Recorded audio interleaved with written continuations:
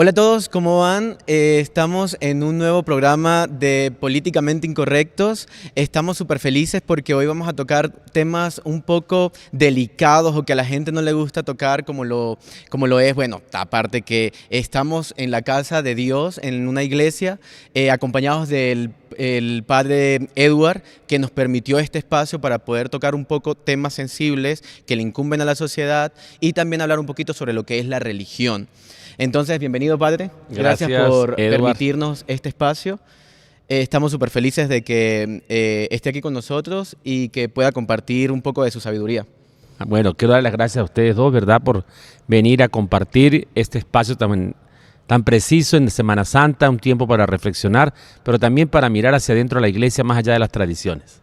Perfecto. Quiero comentarles que uno de los temas que queremos tocar es ir un poco más allá, no solamente tocar el tema de la religión, sino también hablar sobre la corrupción dentro de la iglesia, sobre los temas de violaciones dentro de la iglesia, para poder comprender un poco sobre esto que ocurre y que a todos nos interesa y que nos compete. También quiero saludar a Angélica, que está aquí presente con nosotros. ¿Cómo estás, Angélica? Bueno, muy bien, y como tú lo decías, agradecidas con el sacerdote, el padre Edward, por darnos esta oportunidad, ¿no? Porque creo que muchas de las cosas que hemos hablado fuera de cámara nos dan una nueva imagen de no solo de la religión, sino de la iglesia, que nos hace sentir más cercanos y más que todo en esta fecha que nos pareció muy importante tocar este tema, más allá de lo que estamos acostumbrados a ver por redes sociales o por medios de comunicación sobre los cronogramas de las actividades de Semana Santa que conocemos sobre, por ejemplo, el martes de Ramos, etcétera, sino porque muchos jóvenes están apartados de la iglesia, que es uno de los temas que más nos importa como jóvenes. Entonces, quisiéramos comenzar esta conversación hablando sobre qué es la religión para usted, padre. Bueno, primero que nada, hablar de religión es pensar en la raíz de la palabra. Viene de un concepto griego muy bonito, religare, que significa estar unido a algo, estar unido a eso que me trasciende, que va más allá de lo que yo puedo tocar, ver, sentir, la trascendencia, el misterio. Y ese estar unido no solamente es rezar o pedir, sino es hacer una experiencia, un encuentro. La religión es aquel instrumento, es un medio que me permite hacer un encuentro y ese encuentro me fortalece, me anima, me hace sentir una presencia que no es normal, que va más allá de lo que yo puedo explicar, que no se puede ni explicar a veces, porque es la belleza, es la sorpresa, es el detalle de Dios, es la creatividad de Dios en mi vida. Y eso nos hace sentir muy felices, porque en el momento de los problemas, los jóvenes a veces me preguntan, padre, ¿por qué tengo yo que creer? Yo les digo porque cuando usted no cree es como el golpe llega al hueso y pega, pero cuando usted cree hay un colchoncito que toca aquí y que nos fortalece y no nos deja caer, como dice el Salmo, la Sagrada Escritura, los que creen en Dios son como el árbol cuando viene la lluvia, está allí llena de agua, pero cuando queda la sequía, las raíces están llenas de agua y hay fortaleza y se mantiene verde, frondoso. Por eso la alegría de mantener una fe viva es sentir que Dios siempre está con nosotros. Sabes que a mí me parece muy interesante el tema de la religión y de la participación de los jóvenes dentro de la iglesia, pero hay muchos que se han alejado y que a pesar de que uno comente o se hable con ellos, porque tengo muchos amigos que son ateos, ellos hablan de la iglesia como un espacio en el cual ellos no quieren estar, porque se sienten hostigados o se sienten rechazados. ¿Qué le diría a ustedes a esas personas que no quieren pertenecer, pero que aún así siguen siendo pues hijos de Dios? Así es. Bueno, lo importante es primero recordar que la iglesia somos todos nosotros. La iglesia no es el cura o la monja o el obispo o el papa Francisco. La iglesia son todos los que recibimos el bautismo. Y es una familia. En la familia el problema no lo tiene, la culpa no es de papá o de mamá, la culpa es de todos. O todos aportamos o todos destruimos. Quizás el papá es la cabeza, quizás el cura es la cabeza, los religiosos, pero todos hacemos y formamos una iglesia, una comunidad bonita.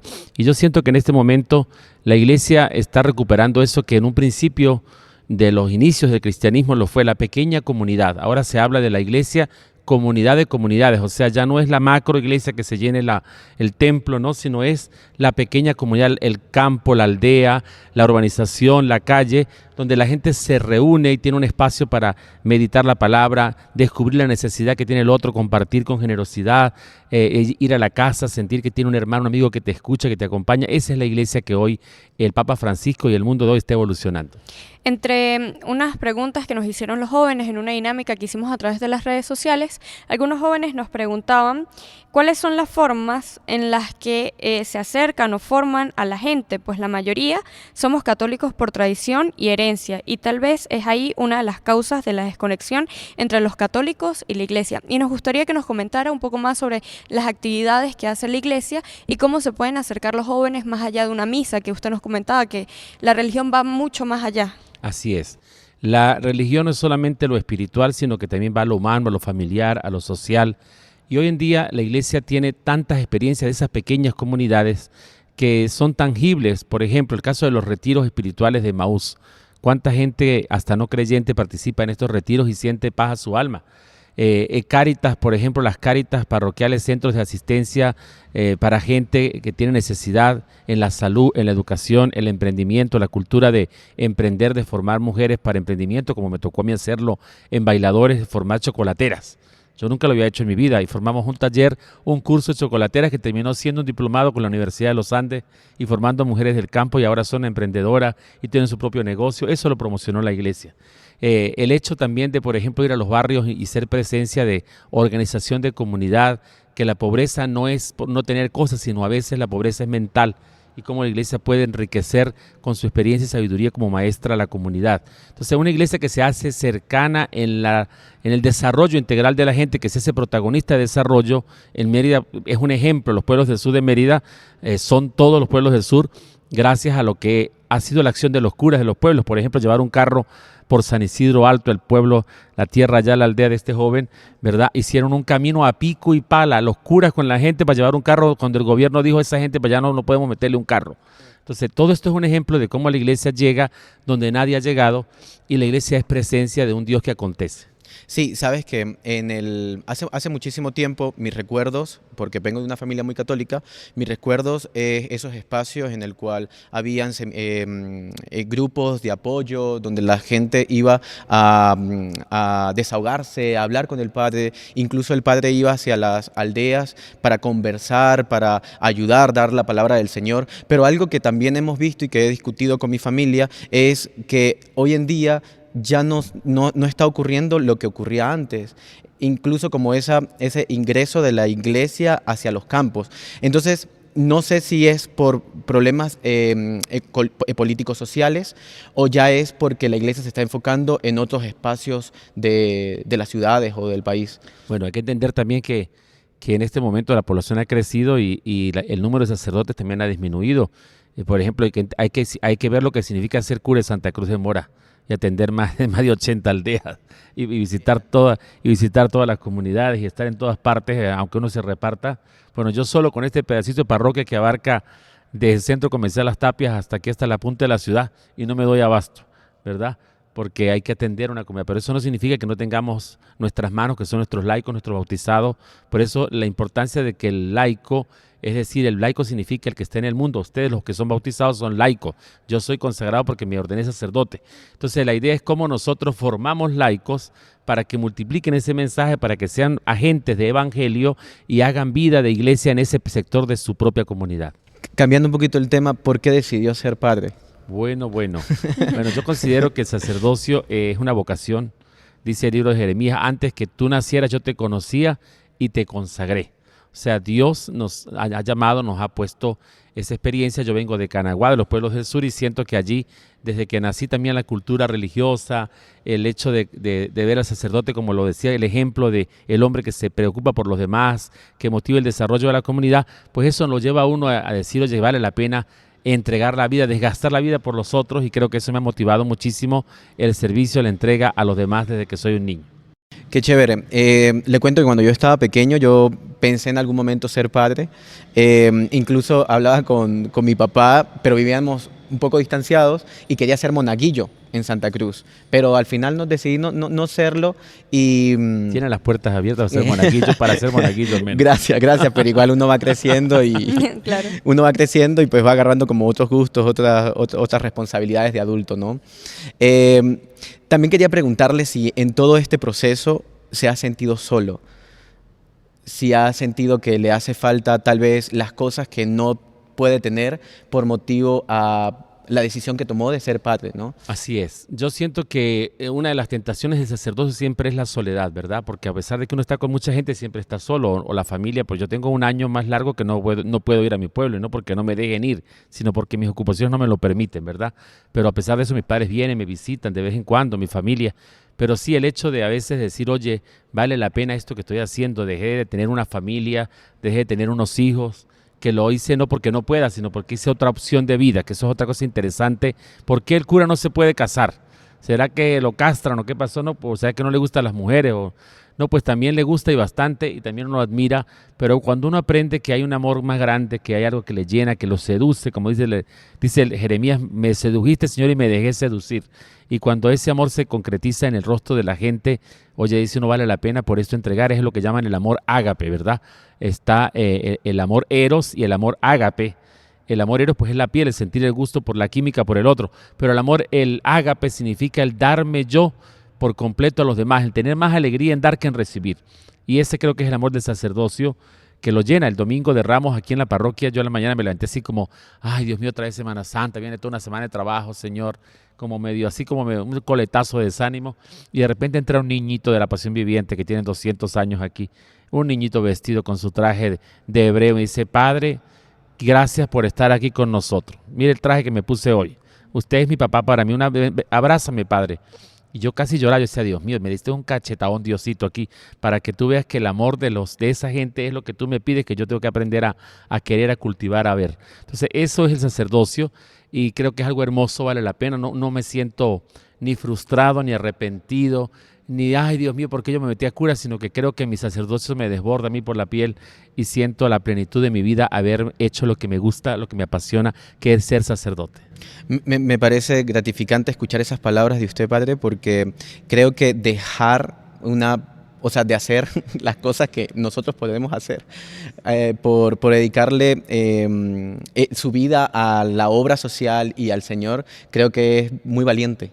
La verdad que es muy valiente. Sí, además de eso, creo que es una decisión muy importante para la vida de las personas, y también que muchas veces desde afuera tal vez no la entendemos o se nos hace complicada de asimilar, por así decirlo, y que muchas de las preguntas también que nos hacían los jóvenes era, en esta dinámica que hicimos, es ¿cómo ve usted la iglesia en un futuro y con respecto a la sociedad civil? O sea, ¿cuál es el papel de la iglesia en un futuro? Y si tal vez la iglesia también se replantea todos estos papeles, estos roles. Una pregunta que me pareció bien interesante es sobre por qué nunca ha habido un papa mujer, una monja papa. Y creo que nosotros también estuvimos investigando sobre diálogos con el Papa Francisco y sus nuevas posiciones y cómo se está abriendo la iglesia a nuevas perspectivas, que nos parece muy interesante, y creo que los jóvenes están un poco abiertos a escuchar esto, ¿no? Entonces, ¿cuál es la perspectiva de la iglesia en un futuro, y si se va a mantener todavía el tema El celibato. Exacto, el celibato? Bueno, usted sacó dos temas grandes, ¿verdad? El celibato, el nuevo papel de la iglesia, la presencia de la iglesia en el mundo, el celibato sacerdotal y el papel de las mujeres. Vamos a tocar esos tres tips así, ¿verdad? En primer lugar, el papel de la iglesia en el mundo. La iglesia siempre será y es instrumento de salvación, ¿verdad? Dios la puso como un medio, un camino para que la gente encuentre salvación. Y salvación no significa que tú te has perdido, sino que encuentras vida, plenitud. Dice Jesús, es venido para que tengan vida y la tengan en abundancia. Entonces la iglesia ofrece espacios de vida, diálogo, familia, niños, catequesis, encuentro, comunidad, organización comunitaria, ayudas sociales, es decir, que el pueblo se realice en su vocación de ser instrumento de unidad y amor en el mundo, ¿verdad? Eso es la iglesia, y creo que Francisco hoy habla de una iglesia en sinodalidad, ¿verdad? Vamos a hablar de eso. Sinodalidad significa caminar juntos, o sea, ya no es el cura por allá arriba, la catequista por allá, la señora, el niño por allá, no, sino que ahora tomarnos de la mano juntos y buscar lo que nos une y no lo que nos separa, para que en medio de un mundo tan dividido, tan lleno de flagelos como la guerra, la violencia, el hambre, podamos juntos caminar en la hermandad, en la fraternidad, en la solidaridad. Esa es la iglesia de hoy, y me encanta porque va a las periferias, ¿verdad? Es decir, ir allá donde nadie ha llegado. Hace 2 años tuvimos en Roma un encuentro de sacerdotes venezolanos con el Papa, y nos dijo, así como hablan los argentinos, ¿verdad? Dice, pero che, tenés que ser curas de calle, hay que patear la calle. hay que patear la calle, muchachos, no se queden, tenemos mucho cura de oficina, hay que patear la calle. Yo creo que ahí está el secreto, ¿verdad? Cuando uno sale, camina por todo este pueblo, la parroquia, y se mete a las casas y visita a la gente, acompaña, uno siente pues eso que está haciendo la iglesia, la presencia de algo, de una palabra distinta, de alguien que no viene por interés ni buscando nada, sino llevando luz a la oscuridad. Lo segundo es el celibato. El celibato sacerdotal es un don precioso de la iglesia. San Pedro le hace una pregunta a Jesús: mira, nosotros que dejamos esposa, hijos, madre, padre, ¿qué vamos a tener? Y Jesús le dice: van a tener 100 veces en esta tierra y después la vida eterna. Y yo siempre todos los días digo, cuando me acuesto, gracias Señor porque hoy recibí las 100 veces más. ¿Verdad? Espero que también reciba la vida eterna. Pero qué bueno que uno sienta que recibe los 100. Esto que ustedes estén aquí para mí son 100 veces más, ¿verdad? Es decir, lo que suma, lo que me fortalece, lo que me anima a seguir dando mi vida. Y el celibato lo voy a ejemplificar con algo que me pasó hace un año en la Semana Santa. Aquí se celebra la Pasión Viviente, hay que buscar un sonido. Y me echaron el cuento que un buen sonido aquí de la parroquia, que era lo mejor para ponerlo y Pues voy y lo contrato. Y el Señor dice: padre, yo no sé si habrá algún problema. Y yo dije: ¿pero por qué? Dice: porque es que yo soy evangélico, yo no soy católico. Y yo: pero Señor, yo no estoy buscándolo para que venga a rezar, sino para que me instale el sonido, para que haga un trabajo profesional. A mí no me interesa más nada. Y dice: bueno, padre, yo con mucho gusto se lo voy a hacer el servicio. Y de verdad que hizo un tremendo servicio. Y entonces él pasó toda la Semana Santa, como tenía que montarme todos los actos, pues andaba conmigo casi como un monaguillo, para arriba y para abajo, montando cornetas, sonido, instalando micrófono. Y ya cuando llegamos como el Jueves Santo en la noche, que llegamos tardísimo de la calle del trabajo, me dice: mire, padre, mis abuelos fueron evangélicos, mis papás evangélicos y yo pues de tradición evangélica, o sea que no es una persona que se cambió. Y dice: y ahora sí lo admiro, ya no voy a dejar de decirle varón, porque ellos nos dicen varón. Dice: le voy a decir ahora padre, porque entendí que es un padre. Dice: dígame, a ver, dice, mire, yo toda la semana lo he visto a usted sin su mamá, sin su papá, sin sus hermanos, sin un hijo, sin una mujer, y lo he visto alegre todo el día con la gente. Y usted se levanta de madrugada y se acuesta tarde de la noche y atiende a todo el mundo. Imagínese, ya entiendo por qué los problemas en mi iglesia, dice él, porque los pastores míos son casados. Y entonces mi mamá, cuando papá, es que es pastor, llega tarde a la casa, se molesta y dice: mire, ya pasó la hora del culto, hay que estar durmiendo. En cambio, usted sale a la hora que quiere y cuando quiere atender, porque tiene toda la libertad para la gente. Ahí está el secreto del celibato, es tener todo el espacio para la gente. Ya decía Jesús: el que tiene dos señores termina aborreciendo a uno y queriendo al otro. Por eso el corazón no puede ser indiviso, sino que se entrega por completo. Ahora bien, esta es una gran vocación, por supuesto, y exige de uno oración, preparación todos los días, entrega, también ayuda psicológica, espiritual para mantenerse en esta vida. Y sobre todo encuentro con el Señor que nos ama, oración. Pero aparte de eso, viendo la realidad del mundo, la necesidad de vocaciones, nunca faltarán vocaciones porque esta es la obra de Dios. Sí se está discutiendo en la iglesia lo que se llama el celibato opcional o optativo, ¿verdad? De que algunos puedan ser hombres casados y algunos seamos célibes, ¿verdad? O sea, que podamos escoger, el hombre quiere ser sacerdote y puede ser célibe o puede ser casado, pero es sacerdote. A lo mejor en algunos espacios más adelante, pero la iglesia trata de mantener fiel la tradición desde sus inicios. Bueno, eso con el tema celibato. Ahora, con respecto al tema de la mujer, fíjese que son 3 temas que le dije que iba a hablar. El tema de la mujer es interesante porque la mujer no es un adorno en la iglesia, ni es el servicio del cura, ni es la que arregla solamente los adornos de la iglesia, sino que la mujer es tan protagonista como soy yo. La mujer, si vemos la iglesia de Venezuela, la iglesia de Mérida, ¿quiénes la constituyen? Las mujeres. Usted hace una encuesta en los catequistas. ¿Cuántos catequistas hay? Bueno, hay 99 mujeres y un hombre. Y son las que llevan la enseñanza de la fe. Entonces, las mujeres catequistas, las mujeres que llevan la comunión a los enfermos, la mujer que participa en la vida hasta política pública. Fíjese, ahora existen teólogas, pero no solamente nos quedamos en la mujer religiosa que está metida en la iglesia, sino el papel de la mujer en la gerencia de la iglesia.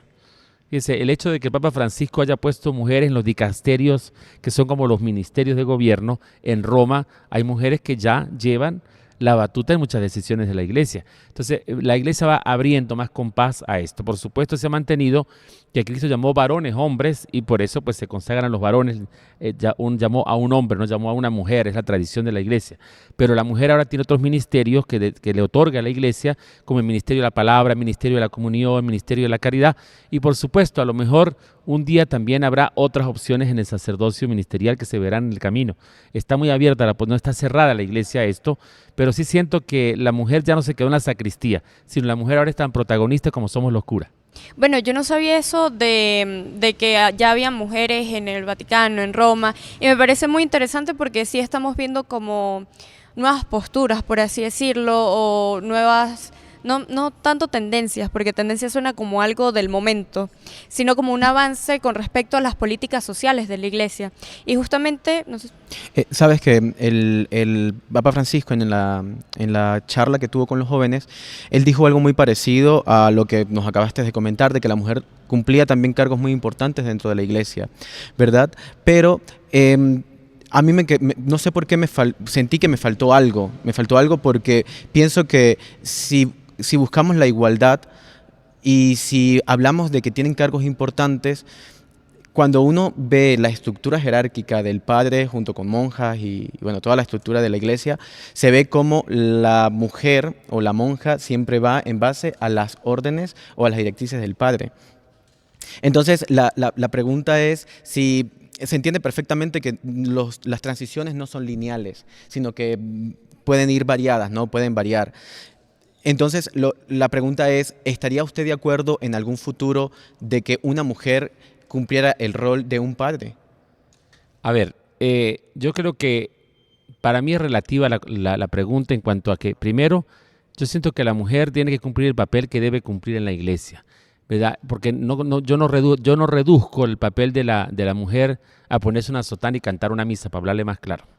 Yo siento que más allá de eso hay otra función en la iglesia más importante, que es humanizar, sensibilizar, formar, tomar decisiones en la iglesia, buscar el rumbo de la iglesia que se debe llevar. Y allí es donde tiene que estar la mujer participando, debatiendo, haciendo presencia como lo está haciendo actualmente. O sea, tenemos ahora la sinodalidad. Fíjense, en octubre ya es la última sesión del sínodo de la sinodalidad, el encuentro de obispos y de laicos, gente normal y corriente, religiosos, para mirar cuál es el futuro de la iglesia. Y a mí me llama la atención que dentro de los que están a la cabeza de la toma de decisiones son mujeres la mayoría, con casi mucho más que cardenales.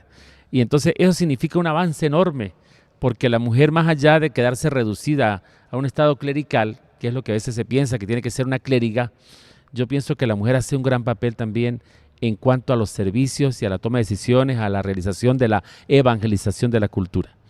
Quiero hacer un punto y aparte acá en todo esto, porque me parece muy grato poder hablar con usted sobre estos temas que de verdad son difíciles de tocar y que no todas las personas lo hacen. Tras cámaras, Angélica y yo estábamos hablando y decíamos que nos sentíamos súper a gusto conversando con usted, porque sentíamos que teníamos la libertad de preguntarle y usted nos iba a responder con plena sinceridad. Y creo que eso también hace falta dentro de la iglesia, tener personas que sean abiertas a dialogar, a hablar sobre estos temas. Pero siguiendo con temas que a la gente, no a todo el mundo le gusta tocar, me gustaría saber ¿qué opina usted sobre el último comunicado que sacó el Papa, en el cual las parejas del mismo sexo pueden ser bendecidas? Así es. Creo que ha habido una mala interpretación de la gente en satanizar esto del Papa, ¿verdad? Porque el Papa en ningún momento ha dicho que el matrimonio, su esencia, el hombre, la mujer, se va a desvirtuar, ¿no? Cristo dice la palabra de Dios: el hombre abandonará a su padre y a su madre, se unirá a su mujer y serán los dos una sola carne. Lo que Dios ha unido, que no los separe el hombre. O sea, esa es la esencia de la palabra de Dios, Cristo, lo dice el Señor, ¿verdad? Pero en este momento en que el mundo ha evolucionado tanto y en que las situaciones del mundo nos han llevado a ver distintas opciones, que la gente lo vive, dice el Papa Francisco, dijo una vez en el avión cuando le preguntaron que qué opinaba del mundo gay, dice: ¿quién soy yo para juzgar a mi hermano? A mí me encantó esa postura del Papa y yo la comparto, porque a veces detrás de una persona que vive una opción de vida hay una tremenda persona, hay una persona servidora, hay una persona honesta, hay una persona que hace un gran esfuerzo, hay una persona que lucha por no ser un promiscuo, por mantener una vida de incoherencia, y entonces vamos nosotros a condenarlo y decirle: no, usted está con el demonio. No, por favor, o sea, quizás a veces los que más rezamos en la iglesia podemos estar más en el demonio que una persona que hace una buena obra de caridad, una obra de bien. Entonces la iglesia bendice la persona humana, bendice la persona en su realidad, no relaciones, sino la persona, ¿verdad? Dos personas que se acercan, nos piden que le bendigamos. A mí cuántas veces me ha tocado acompañar personas de distintas tendencias y gustos, ¿verdad? Y con mucho gusto, y son mis amigos y me quieren muchísimo y yo los quiero y les apoyo y les escucho su sufrimiento y trato de darles una palabra de consuelo y oro con ellos, por supuesto una vida en privado, pero qué bonito que aprendamos en la iglesia también a ser parte de este mundo que necesita más comprensión que juicio. Pues bueno, me alegra mucho escuchar eso porque hoy en día creo que en muchos países incluso se ha visto que han bendecido las parejas del mismo sexo, que pienso que es una evolución y un avance tanto para la iglesia, porque bueno, aparte la iglesia necesita también inmiscuirse y ser un poco más inclusivos dentro de todos estos aspectos, porque pues va a perder una gran cantidad de personas que así como sirven de apoyo para la iglesia, también necesitan un refugio y un espacio donde poder sentirse protegidos y comprendidos. Entonces me parece muy, muy interesante lo que dice, porque sin duda alguna debemos evolucionar y creo que prosperar es también pensar en que todas las personas pues tienen derecho a pertenecer en esto que pues es la casa de Dios. A mí también me gustaría mencionar lo que estabas hablando de que, por ejemplo, este tipo de preguntas relacionadas a estos temas que se consideran incluso a veces tabú, hablarlos con una persona que es representante de la iglesia es muy interesante porque, por ejemplo, yo estudié en un colegio de monjas y esos temas eran súper, ni siquiera podíamos hablar de nada relacionado, pues, pero también entendemos que ha evolucionado, o sea, de que yo estaba chiquita, ahorita a mi edad adulta han pasado bastante. Muchos años. Muchos años, no, muchos ¿Cómo han años pasado no. los años? Años Las no, vueltas pero que da la vida, hermano. bueno, pero han pasado un tiempito, Sí. un tiempito que hemos visto grandes cambios, o sea, me Así parece que de estos años hemos visto varios cambios en la Iglesia Católica y una de las cosas que a mí me pareció muy interesante es eso que usted mencionaba sobre los programas de emprendimiento, sobre las ayudas sociales, que la Iglesia no solo se queda en la capilla, en la estructura física, pues que tenemos como esa imagen mental, sino que va mucho más allá. A la persona humana. Exacto. Sí. Y yo estaba comentando de que yo tuve la oportunidad de hacer un voluntariado con los jesuitas que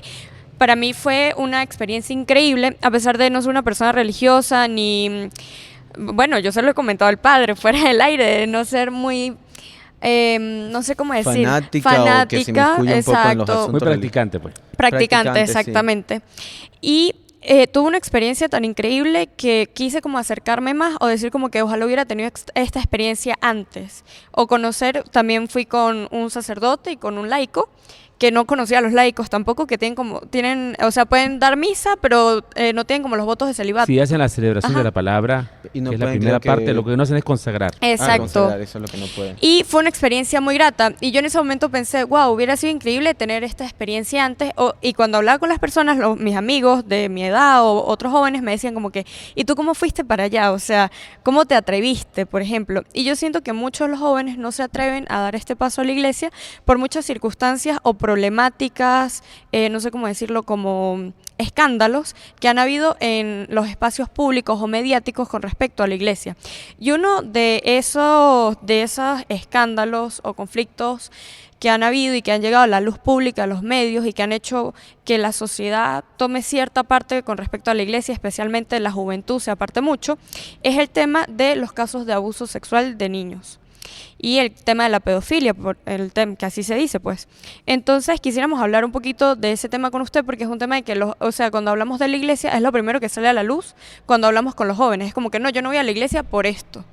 Entonces, hemos visto también, cuando estábamos investigando, una nueva política que se está implementando desde el Papa Francisco, que es tolerancia cero, y nos gustaría conocer un poco más al respecto. Muy interesante. El tema de los abusos, cuando hablamos de abuso no solamente es reducirlo a lo sexual, sino también el abuso de poder, ¿verdad? El abuso de autoridad. Y siento que la iglesia ha evolucionado muchísimo en esto. Quizás en otra época entender esto y juzgarlo podemos cometer un error porque hay que juzgar cada cosa en su tiempo. Y el tiempo que vivimos hoy en día es un tiempo de comunicaciones, un tiempo de la aldea global que se hizo pequeña con internet. Y todo esto genera pues más encuentro, más roce, a pesar de que son más superficiales las relaciones, pero siempre ahora son más cercanas, ¿verdad? Entonces, una de las cosas que la iglesia ha hecho en este momento, desde el Papa Benedicto XVI comenzó pues es mirar todos los casos que hay en la iglesia, que no es solamente en la iglesia, sino toda institución humana, ¿verdad? En estos días leía yo una encuesta que hay más casos en Venezuela, en el mundo educativo, de pedofilia que en la iglesia y de abusos, y un número mucho más alto en centros educativos. Y entonces, claro, con esto no quiero defender que en la iglesia no hay, pues sí los hay y hay que reconocerlo. ¿Qué se ha hecho? Se ha formado a nivel pues universal de la iglesia la comisión que tiene que ver con los abusos, donde el Papa Francisco pues ha tomado unas medidas, ¿verdad? Y se han hecho pues todos unos programas de manejo de este tipo de situaciones que se llama espacios seguros. Entonces se ha creado la cultura del espacio seguro, que más allá de estar colocando normas impositivas es formarnos a los sacerdotes, a los futuros sacerdotes, de cómo manejarse en los espacios de la gente, de la congruencia, del gran conglomerado de personas y a la vez las relaciones personales que tenemos que tener. A veces, por ejemplo, la persona ir a confesarse, pues está sola conmigo, entonces cómo tengo que manejarme frente a esa situación, ¿verdad? Y a veces cuando es un niño menor de edad o una persona que viene con un problema afectivo, cómo yo pues, tengo que ser instrumento de bien o de mal. Y por eso se creó esta comisión en la cual se investigan los casos de presuntas violaciones de estos derechos, y mientras se hace la presunción, enseguida algo que no pasaba antes, enseguida queda suspendido el religioso o religiosa, ¿verdad?, que se acusa, se suspende de su ministerio temporalmente mientras es investigado. Se abre un expediente, el obispo, que es la cabeza de cada diócesis, es como dice, el juez superior de cada diócesis, pues nombra una comisión de el vicario judicial que existe también en la iglesia. En este caso yo soy pastoralista, el encargado de la pastoral, nos toca manejar algún caso y tenemos que investigarlo, llamar a las partes, investigar, escuchar a las víctimas, los victimarios, los testigos, recoger pruebas, y eso pues después llega hasta el obispo, y allí el primer paso es el estudio, ¿verdad?, a nivel diocesano, a nivel de la iglesia local.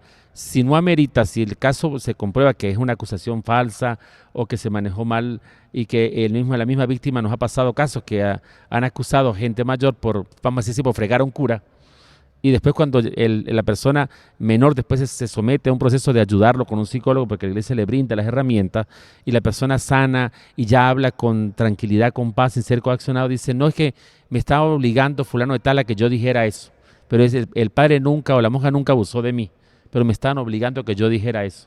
Entonces ya se determina, y por esa razón pues se termina el juicio aquí mismo en la iglesia local. Ahora, cuando ya hay presunción de prueba fuerte, se lleva al Vaticano, y del Vaticano pues se omite un juicio, ¿verdad?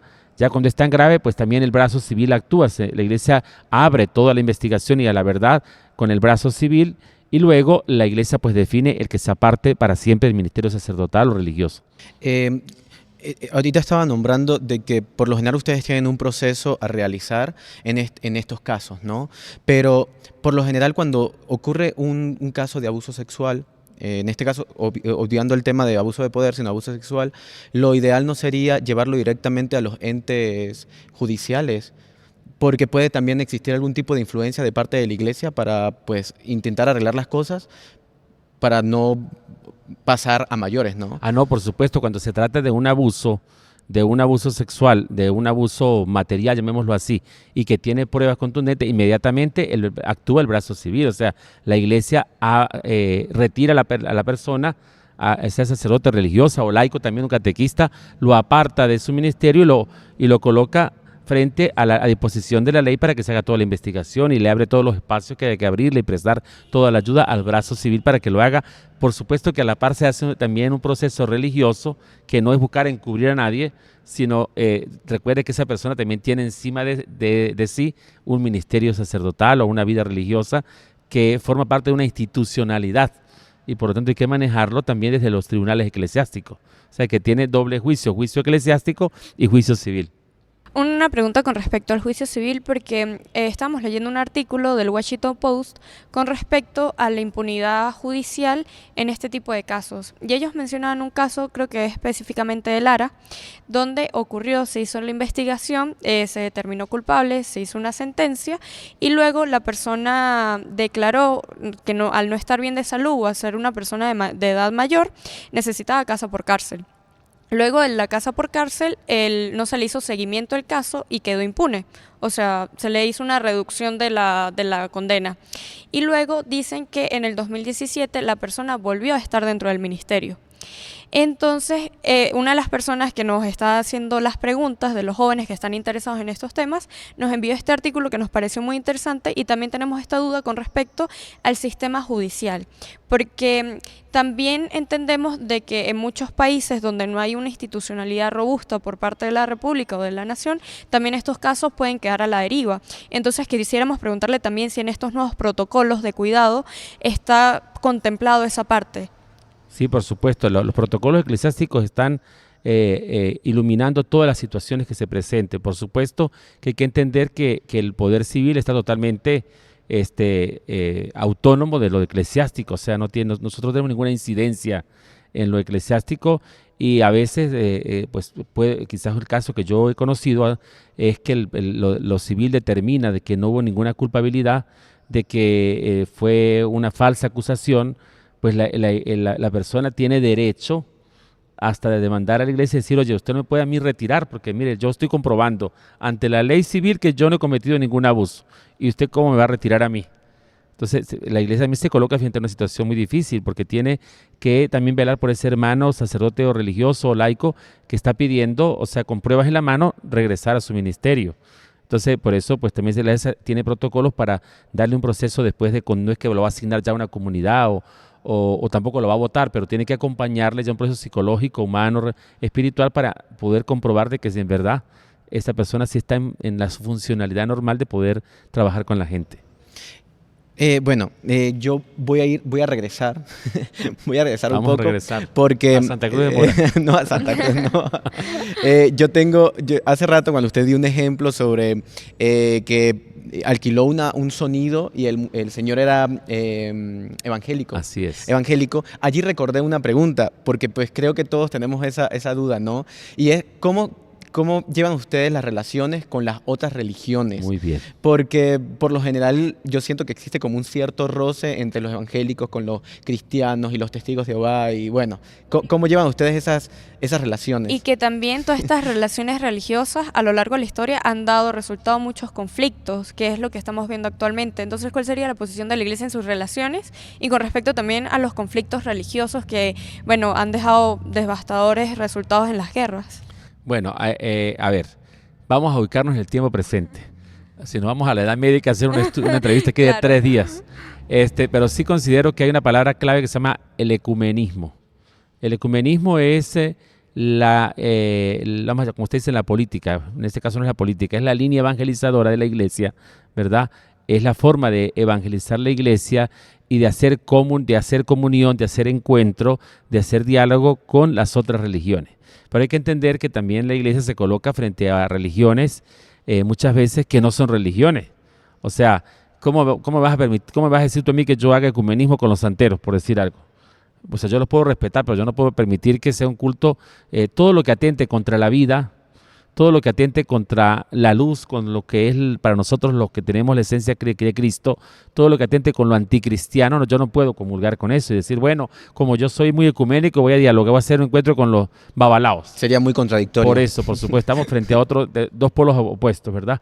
Pero las iglesias como tal, las grandes religiones del mundo, llámese budista, llámese judía, ¿verdad? Las grandes religiones de la tierra, pues han sido siempre y han buscado siempre el encuentro. Y fíjese que una de las cosas que llama la atención es que este Papa Francisco ha sido de verdad muy original en muchas cosas y una de las cosas más importantes es las visitas apostólicas del Papa ya no son a las grandes poblaciones católicas o de tradición cristiana, sino si ustedes se ponen a ver la lista de visitas del Papa, son a las minorías católicas. Se lo pasa metido en los países árabes, que todo el mundo dice, no se vaya para allá, papá, que le van a meter un tiro, no, para allá me voy. Y se reúne con el musulmán tal, y se reúne con el patriarca tal. Y entonces, y con esta gente, ¿qué es lo que el Papa habla? Dice, hombres de buena voluntad, es decir, encontrarse con la gente que quiere construir la paz en el mundo, que quiere construir ese es el principio de la iglesia. Toda aquella religión que quiera construir la paz, la unidad en el mundo, con eso me doy la mano y con eso trabajo porque somos más los buenos que los malos y queremos hacer el bien, ¿verdad? Entonces, esa es la política de la iglesia en cuanto a la palabra ecumenismo. Yo estuve viendo... Nunca había escuchado esa palabra, súper interesante. Que es como la política, Sí. ¿no? de la iglesia. Yo estuve viendo un artículo donde decía que por lo general las religiones tendían a ponerse de acuerdo para apoyar en causas que sí sociales, Así es. que sí, e incluso también en causas educativas, como de proyectos sociales principalmente. Acá en Venezuela tenemos algún tipo de ejemplo que podamos tomar, el cual se haya aliado, digamos, el catolicismo con los evangélicos, porque yo siento que el conflicto está entre esas dos religiones. No sé Bueno, por qué. quizás es más de pueblo. Nosotros los que Tal somos vez, tal vez porque somos los de que pueblo, somos de sí. pueblo tenemos esa noción porque el del pueblo es más cerrado. Más cerrado, Sí. más Pero aquí la conservador, ciudad de más... Mérida siempre ha sido, pues, siendo una ciudad universitaria, siempre ha sido una ciudad pluricultural, abierta, diversa, y yo creo que eso los que vivimos en la ciudad lo hemos aprendido a superar un poco los que venimos del pueblo. Y, por ejemplo, hace poco el número de suicidios que se estaban dando, se siguen dando todavía en nuestra Mérida, pues es alarmante, y nos reunimos nosotros con pastores de la iglesia evangélica, con otras religiones, hicimos oración allí en el viaducto, tuvo monseñor que era en ese momento el auxiliar Quique, estuvo con varios pastores, con medios sacerdotes, se promovió una campaña de oración y que fíjense qué bonito, se hizo una vigilia de las religiones pidiendo por la vida, por la defensa de la vida. Qué chévere. Ahí está la prueba. Sí, está la prueba de que se pueden poner de acuerdo es. para trabajar por una misma causa, ¿no? Claro. Bueno, yo trabajo, por ejemplo, perdón, con los presos, también me gusta ir a la cárcel, que es otra de mis delicias, y yo soy amigo de los pastores evangélicos y nos metemos para los calabozos juntos a hablar de Cristo. Entonces yo pienso que se puede hacer muchas cosas, por supuesto, sin caer en fanatismo. Por Claro. Lo difícil de uno como sacerdote es cuando ya se encuentra con una persona fanática y a veces es la falta de formación. Mire, cuando yo me he encontrado con pastores evangélicos que me quito el sombrero, gente formada, gente que ha estudiado teología, gente que sabe, y uno puede hablar como de tú a tú. Pero cuando se encuentra con un fanático que se aprendió la Biblia como el oro y lo que hace es repetir y te digo, Señor, hasta luego, para evitar conflictos, porque eso no es ecumenismo. ¿Sabes? Una pregunta que nos hicieron y que a mí me parece un poquito cómica y que también me la preguntaba desde que estaba chiquita, es sobre la Semana Santa, ya que estamos en este periodo, y no es como con el tema de las tradiciones, sino con el tema del tiempo. Porque nos preguntaron que si Jesús nació un 24 de diciembre, ¿por qué su muerte siempre cambia con respecto a los años? Porque a veces celebramos Semana Santa en abril o en marzo. ¿Por qué? Así es, bueno, yo frente a esto tengo que hablar de la pedagogía de la iglesia, la pedagogía de la fe, llamémosla así, no de la iglesia, sino la enseñanza de la fe. La fe es un camino que se hace en la misma etapa que nosotros lo hacemos, nacemos, crecemos, nos hacemos adultos, bueno, así quiere la iglesia enseñar la fe. Y por eso la iglesia no habla del kairos, no habla del cronos, sino del kairos. El cronos para nosotros es decir, oye, vamos a poner la entrevista porque me queda una hora para la misa, ¿verdad? Pero el kairos es decir, oye, que Dios bendiga este momento tan lindo, estoy disfrutando, haciendo memoria del pasado, del presente, de la iglesia. Esto es una gracia para nosotros de kairos, el acontecimiento de Dios en este momento, en el aquí y en la hora de la historia. Entonces, por eso se estudia a Cristo, no se estudia, se reflexiona, se medita a Jesús desde ese kairos. Fíjese, se celebra el Adviento, un tiempo para prepararnos al nacimiento. Luego viene el kairos de la Navidad, que nos lleva a contemplar al Cristo que nace en el pesebre hasta que llega la Epifanía del Señor, los Reyes Magos, y luego comienza el tiempo ordinario, la vida, obra de Jesús, milagro, ministerio, se viste sacerdote de verde, también hay unos colores litúrgicos para representar cada tiempo, ¿verdad? Entonces el verde significa la esperanza. Luego caemos en la Cuaresma, Cristo que se prepara en el desierto para su entrega, 40 días con la ceniza, y se viste de morado, penitencia, conversión, hasta que llega el misterio de la pasión, muerte y resurrección, la Pascua, el Dios que nos da la vida, la promesa de la eternidad. Entonces, fíjense, es un tiempo de gracia, no es un tiempo de cronos. Ah, muy interesante. Entonces ya nos queda claro un poquito esa pregunta El que teníamos kairos. desde chiquitos. El kairos. Una de las cosas que la gente ha aprovechado en esta Semana Santa es que siempre los tiempos relacionados a la iglesia, por ejemplo la Navidad o la Semana Santa, son tiempos para reconectar tanto personalmente con uno mismo como también como con la comunidad o con su familia. Y justamente en el momento que estamos viviendo como venezolanos, muchas personas se han aferrado a estos tiempos religiosos para en esos pequeños momentos encontrar un momento de paz dentro de tanto caos a nivel nacional, por así decirlo. Y una de las preguntas que nos hicieron es qué métodos o qué hace la iglesia o qué ha hecho la iglesia para acompañar a sus fieles en los momentos más fuertes de la crisis venezolana. Muy interesante. Creo que si ha hecho una encuesta a nivel nacional, la iglesia aparece como la primera en credibilidad en el país, que eso es Sí, interesante. la ley. ¿Y eso por qué? Porque no es una iglesia que se ponga a gritar desde un púlpito, sino la iglesia que acompaña, la iglesia que está presente en el barrio, en la comunidad, en la cárcel, en el hospital, en las comunidades cristianas. Esa iglesia presente que tiene la voz de profecía, hablar por los que no tienen voz. Y yo pienso que allí ha estado la gran misión y el gran papel de la iglesia en Venezuela es ser una iglesia profética. No una iglesia partido político que se pone a favor o en contra de uno, sino la iglesia que nos ayuda a reconciliar. Creo que en este momento una de las cosas interesantes de la iglesia es que está buscando ese reconciliarnos y volvernos a encontrar como hermanos. Las heridas que hay de la política, sea de una parte o de la otra, son muy duras y son difíciles de sanar, pero consideramos que con la gracia, con la ayuda de Dios y el trabajo de cada uno, podemos reconciliar al país, ¿verdad? Buscando lo que nos une y no lo que nos separa, como yo siempre lo repito. Y qué importante pues es poder compartir y hacer ver que Venezuela tiene esperanza, tiene futuro, que toda esta gente que se ha ido y esta migración que a veces es forzada, yo siento que también la iglesia ha hecho un papel hermosísimo.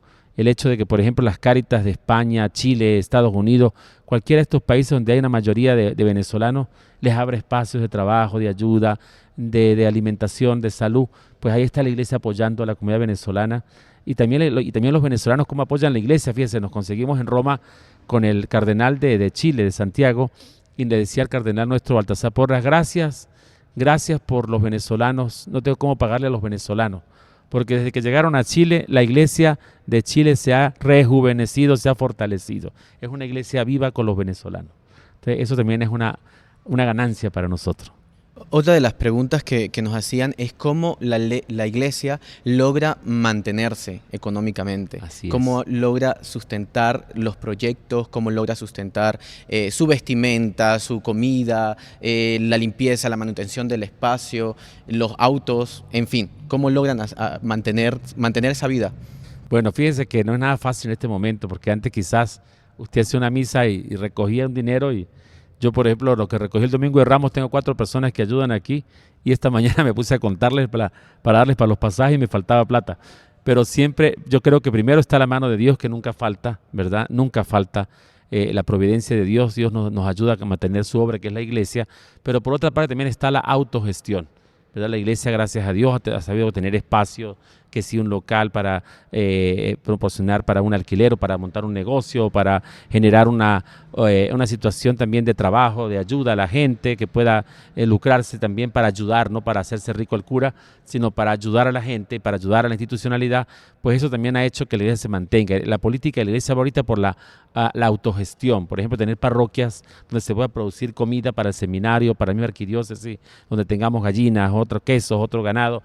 Esto ha generado pues que el cura también le dé trabajo a la gente y genere ingresos para mantener la obra de bien de la iglesia.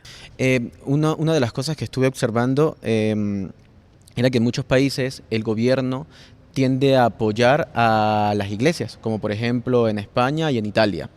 ¿En Venezuela ocurre lo mismo o es simplemente apoyo directamente del Vaticano o así como usted lo está haciendo, me lo acaba de comentar, que es un autosustento? Bueno, también hay que hablar de la ayuda internacional cuando se presentan proyectos de la iglesia a instituciones como por ejemplo Advenia, que es donde en Alemania muchos de los fondos que se dan de la gente de impuestos pues se anotan por la iglesia y eso se ayudan a las iglesias de América, por ejemplo, para sostener el seminario, ayudar a la alimentación y varias cosas interesantes. Pero luego, a nivel de gobierno, pues existió en otra época la ayuda a la iglesia. En este momento ya así como tal, oficialmente no existe, pero sí podemos decir que hay situaciones en las que el gobierno nos ha ayudado, por ejemplo, a pintar una iglesia, a mejorar un salón parroquial, un techo de la iglesia. Ahora, por ejemplo, la obra de embellecimiento que se está haciendo en el centro de la ciudad, de la catedral, el techo de la catedral, un plan de recuperación del patrimonio del gobierno regional y nacional. Pues ahí está, ¿verdad?, la presencia también en estos sentidos. Pero sí, más que todo, es la propia forma de la iglesia buscar autosustentarse. Perfecto. Y siguiendo con esta misma línea de preguntas, ¿considera usted que la iglesia tiene una posición específica con el gobierno? Esto sin deseos de politizarlo, ¿no? es más como para saber cuál es la posición que tiene la iglesia en torno a las decisiones políticas del gobierno. Porque puede que pues, sean decisiones muy buenas como pueden que sean decisiones muy malas. Así es. Entonces, ¿cómo hace la iglesia para decir, oye, esto no debería ser, o simplemente no hace nada? Es neutral. O no es sé, neutral. o sea, Bueno, neutral imposible porque no vivimos en el planeta Marte, sino en la Tierra y tenemos que tener los pies sobre la Tierra. Y política significa, ¿verdad? El pueblo, el gobierno significa para nosotros el servicio, ¿verdad? Tener poder significa poder ejercer un servicio. Y la iglesia ejerce un servicio de humanidad, de pueblo, de formar comunidad y tiene que tener una palabra, tiene que tener una voz. La iglesia es profeta y el profeta no solamente anuncia, sino denuncia. Y aquí es donde a veces causamos roncha o sarpullido, porque a veces tenemos que decir tales cosas que no gustan mucho al que esté en cualquier gobierno de turno y pues la iglesia ya comienza a ser también atacada y pues bueno, Cristo terminó en la cruz, también nosotros tenemos la esperanza también como Él de llevar la cruz, pero sí, la iglesia sobre todo no es enfrentarse al gobierno ni tampoco ser lisonjero, pero sí decir las cosas por su nombre y sí iluminar también y presentar propuestas al gobierno nacional que pueda mejorar en ciertas cosas, opinar, por supuesto, a veces será escuchada, a veces no será escuchada, a veces será aplaudida, a veces criticada, pero siempre va a tener una palabra, sobre todo cuando se reúnen los obispos en conferencia episcopal en la asamblea, se emite un comunicado que ilumina la situación país. Este punto creo que es súper interesante porque creo que todos los venezolanos tendemos a hablar mucho de política, ¿no? La estamos muy política politizados en este momento. Sí, muy politizados. Y siempre dicen es como que, bueno, hay personas que dicen, no, es que la iglesia no debería intervenir dentro de las decisiones políticas o no debería opinar en política, y otras personas que dicen, bueno, pero si la iglesia es un espacio de paz y tranquilidad y que sus proyectos son son proyectos sociales en base a ayudar a las personas necesitadas, teniendo un régimen o un gobierno tan autoritario, ¿por qué la iglesia no va más allá? ¿Por qué la iglesia no intenta intervenir muchísimo más allá, sabiendo lo que está ocasionando en el país? Y esto basándonos en índices, incluso a nivel internacionales, donde muestra el deterioro de los derechos humanos en Venezuela, donde no existe libertad de expresión. Entonces, ¿cuál cree que debería ser la posición? No la posición que tiene, ¿cuál cree que debería ser la posición de la iglesia ante esto que está ocurriendo? La posición que la iglesia debe tener es la que está teniendo y la que siempre ha tenido. Ser profeta de esperanza, primero que nada. Ser puente, no ser muralla. Tiene que abrir puentes, diálogos, espacios de camino, ¿verdad? No puede tampoco ser neutral, sino tiene que ponerse a favor de los pobres, de los que no tienen voz, de los que padecen, de los que sufren, ser allí, estar con ellos. Creo que la mejor forma de a veces de criticar uno a un gobierno no es ponerse a gritarle cosas, sino es hacer lo que a veces se dejan ellos de hacer. Tampoco uno va a cumplir, tampoco uno está sustituyéndole la labor del gobierno y vamos a ser pequeños alcaldes, los curas, no, tampoco ni el obispo, el gobernador.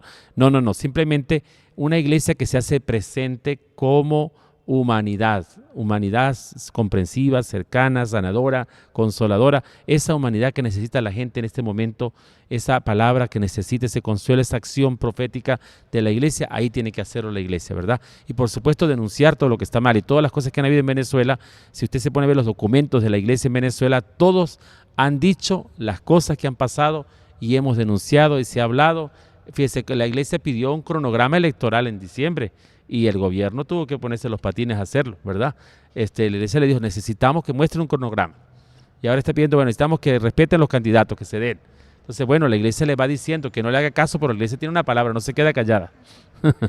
Eso es muy interesante porque, como lo dice Edward, no solo por el apoyo, que como lo han dicho en las encuestas, la iglesia en Venezuela es uno de los factores que genera más confianza en la sociedad civil, sino que también es un factor de poder. Y hay que no sé si tomarlo así, porque, por ejemplo, claramente la iglesia, al tener tanta presencia en las ciudades, en los pueblos, y al ser, por ejemplo, la sociedad venezolana tan creyente, obviamente su opinión y su voz lleva respaldo, y eso le da bastante cuota de poder. Así es. Entonces es importante este tema de las denuncias y de alzar la voz.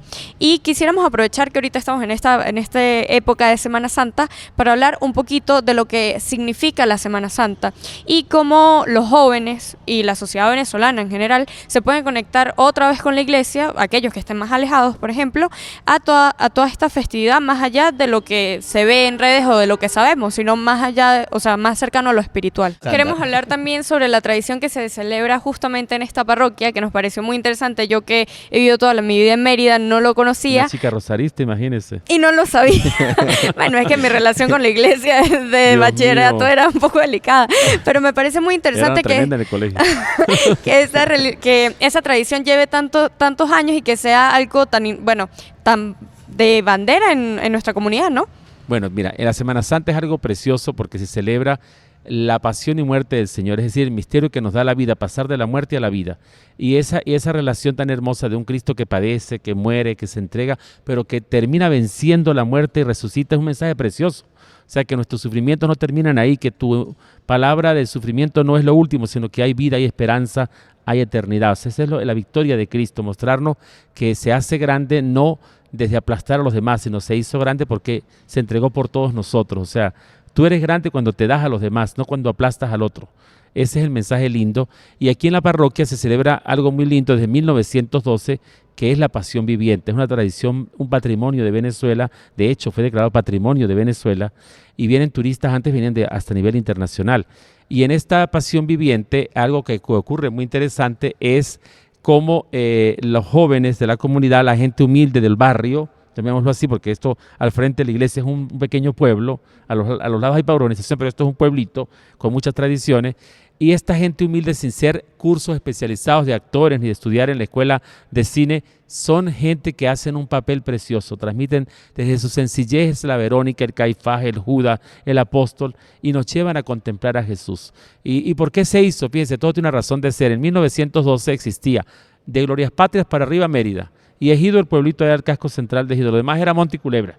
Y aquí en el medio de esas dos poblaciones, un pequeño pueblito llamado la Parroquia Santiago de la Punta. Entonces se venían los hombres de Ejido y los hombres de la ciudad se venían a jugar dados y no dejaban sacar el Santo Sepulcro. Entonces el cura molesto dijo, voy a llamar a la Reserva Militar de Venezuela para que la Reserva Militar salga vestida con su traje y pongan respeto a los borrachos que nos dejan la procesión. Y así logró que aquellos hombres uniformados sacaran el Santo Sepulcro. Después se animaron a vestirse unos judíos, unas mujeres dolorosas, y de ahí nació la Pasión Viviente más antigua de Venezuela. No habíamos dicho cuál era. Era la Pasión Viviente más de la antigua. parroquia. De Venezuela y de Venezuela y de América Latina. Ajá. Después sigue una en México y otra en Perú. Esa es la... ¿Y qué se celebra? Pues cada día hay un misterio precioso. Por ejemplo, el Domingo de Ramos Jesús entra triunfal. Es la esperanza, entra a Jerusalén para entregarse. El lunes santo celebramos la humildad y la paciencia de Dios. Ayer celebramos los jóvenes, su vida, su celebración de pedir perdón por sus faltas, de comenzar de nuevo. Hoy martes santo celebramos, por ejemplo, la misa crismal en Ejido. Renovamos las promesas de los sacerdotes y fue algo muy precioso porque se reciben los santos óleos con los que se unge al pueblo. Luego el miércoles el Nazareno, que es una tradición bellísima, y este año el miércoles están invitados todos en el viaducto Miranda porque es una sesión por la vida de Mérida. Todos los nazarenos de todas las parroquias van allí. El jueves y viernes a las 8 de la noche en la parroquia es la dramatización de la última cena y la pasión del Señor y la muerte. Y el sábado en la noche se hace algo muy lindo que es la resurrección, la vigilia pascual, se bendice el fuego, el agua, y el domingo pues el pan de la Pascua y la alegría pascual.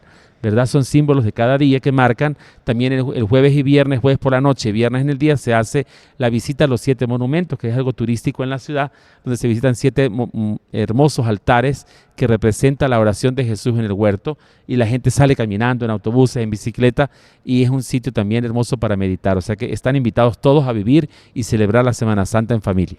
¿Por dónde podrían ver las personas que nos van a ver y nos van a escuchar toda la programación, digamos, de las actividades que tiene la iglesia, no solamente de Semana Santa, sino en general? Muy bien. ¿Por dónde podrían verlo? En el caso de la parroquia, por las redes sociales, Parroquia Santiago Apóstol de la Punta, tanto por Instagram como por Facebook. También por está TikTok. el TikTok, también tenemos el canal de YouTube, ¿verdad? De la Pasión Viviente, la parroquia. Y todo esto pues se transmite, también vienen canales de la televisora andina de Mérida, las emisoras de radio se conectan, o sea que es un acontecimiento periodístico también. Claro, si es la tradición más antigua de Latinoamérica, me parece muy interesante. Y bueno, muchas gracias a usted por no solo iluminarnos en este tema de la Semana Santa, de los misterios de cada día, sino también por atreverse a hablar de todos estos temas que alejan muchas veces a la juventud o a cierta parte de la población de la iglesia y de los propósitos que tiene la iglesia, ¿no? Que es llevar el bien más allá de la espiritualidad y todo esto. Y bueno, queremos agradecerle que compartiera hoy acá con nosotros. No sé si Eduardo quiere... Bueno, principalmente creo que nos queda una enseñanza de todo esto, y es que debemos aceptar a las personas y debemos ser mucho más inclusivos. Creo que las personas que creen en Dios o en lo que crean deben pensar que al final todos buscan el bien para la humanidad y buscan paz y amor pues para las personas. Entonces, de verdad, muy grato, muy complacido de las respuestas que nos ha dado, agradecidos por la invitación, por permitirnos estar acá presentes, por el cafecito también agradecido.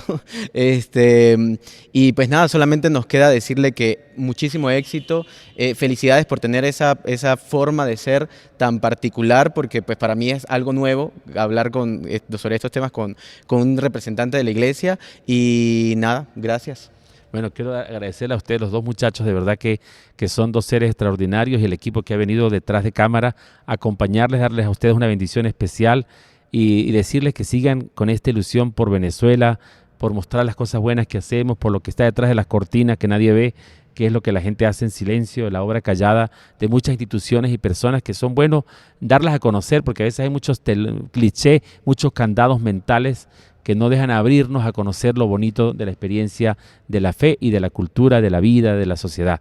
Que el Señor les bendiga, les animo a que sigamos construyendo un país en esperanza, en vida, y a todos una bendición muy especial. Muchas gracias. Bueno, entonces somos políticamente incorrectos, ya finalizando este podcast con el padre Edward, con Angélica, gracias a todo el equipo de producción, y pues nada, hasta un próximo capítulo. Les recordamos que nos pueden seguir en nuestras redes como @redurbanfm.com, @angelicaangelh y @Eduardo Ugarte. Nos encantó este episodio ya que nos dio la oportunidad de hablar de aquello que muchas veces pensamos, pero no somos capaces de hablar con la otra parte, ¿no? No solo es un tema de tomar parte, de ver lo blanco y lo negro, sino atreverse a ver los matices y ver las realidades más allá de la humanidad, ¿no? Entonces, muchas gracias por estar con nosotros y nos vemos en el próximo capítulo. Chao.